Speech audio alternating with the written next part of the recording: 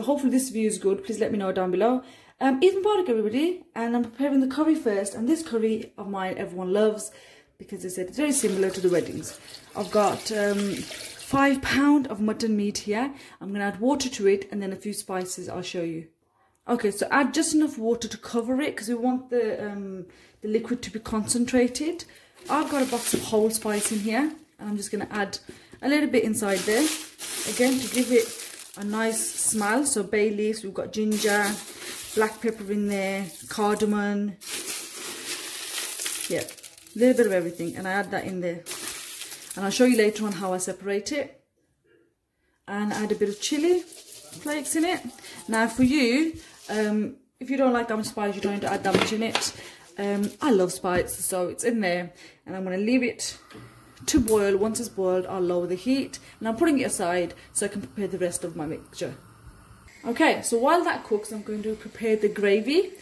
Because I'm doing so much, I need to be able to have this so that there's no bits flying around once I've finished. So what I do is I add onions in and add a bit of water in. Just a little bit.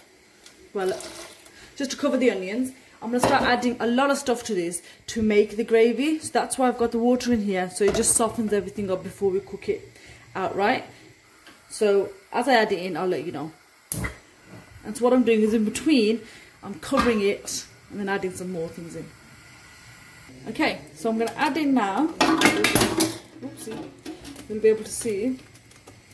This is a mixture of garlic, peppers, and 2 kadoos. I couldn't find the English definition of kadoo. What I'm going to do is when I edit it, I'll add in the picture of what kadoo looks like. But I've added those in as well. And again, the water's still there. This is all going to be mixing into the water so it all softens up together and creates this type of gravy. So everything's not floating. Okay, so mixing it around in with the water, and then I'm going to cover it and leave it on a high heat. Ow. Touch the pans with a dishcloth, please, otherwise you'll burn your hands. But yeah, I'm putting on high heat again so the water dries up. So now I'm adding in the tomatoes. I've made it into, and as you can see, it's going to, once it does boil down, it is going to make a nice thick gravy. The more ingredients you add in this, the more the flavour is, and also the thicker the gravy becomes, and you have more of it. Otherwise you'll just have water, and you don't want that. So I'm going to put the lid back on here and let it all just boil down. When there's no water left, then I'm going to add in the butter. Okay, so once the water has dried up, probably see a little bit because I had to kind of put it on a low heat because I was making a chutney on the side. But again, after this, I kind of use a masher and mash it up.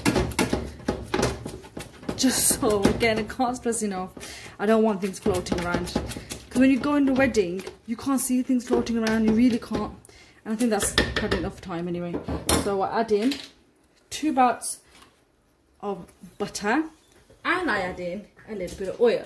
Some may say I use too much oil and too much ghee. However, I think it makes it taste really nice. But if you want to, you can use less. So that's okay.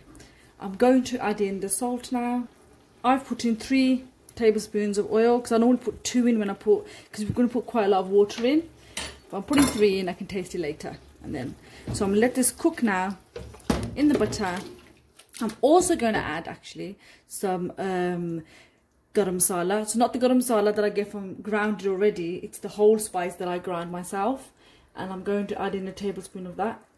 So if I add a tablespoon of that, I'm going to add a little bit more. I might add some more later. With this dish, literally with this dish, it is the spices that make it. The spices and the ingredients you put in to make a gravy. So I'm going to cook this until it's, well, it's golden brown now, but until it's nice and cooked for a good 10 to 15 minutes.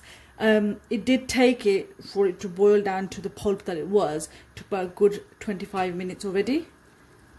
Okay, so it's been 15 to 20 minutes and you can see that the oil and the butter has separated.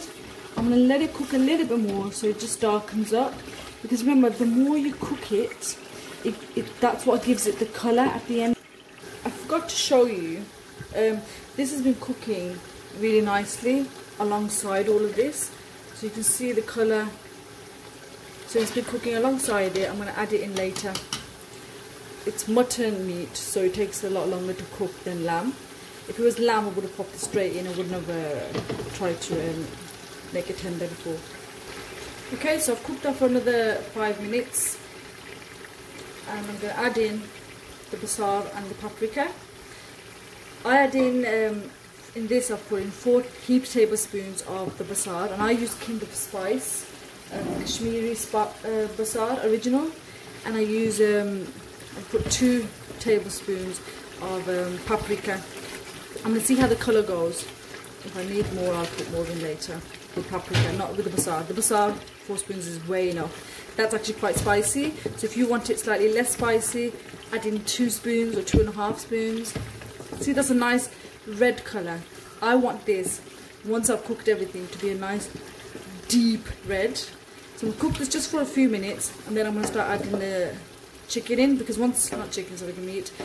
With the chicken, when I add chicken to this point, I add it straight away, because I know I'm going to cook the chicken a lot longer.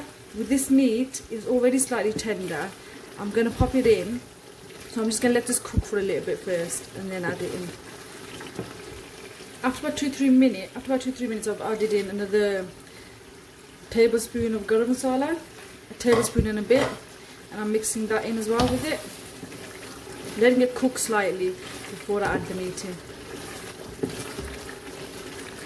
And you can see it's nice and small and mushy now, so it'll just keep cooking, and we'll have hardly any of the bits left when I pop the water in. Okay, so it's been extra 5 minutes, starting to stick to the pan, so now I'm going to add in the meat. I'm going to lower the heat, and I'll show you what I do, because remember at the beginning I put in the whole spices fully into the meat. I'm literally draining the meat from the mixture with this, so most of the stuff stays in the pan and only the chicken gets separated. When I take, not chicken, why do I keep saying chicken? Isn't it? Okay, so it's been 5 minutes, probably 7. It's starting to stick to the pan. I've lowered it on a heat. I'm going to add in the meat now.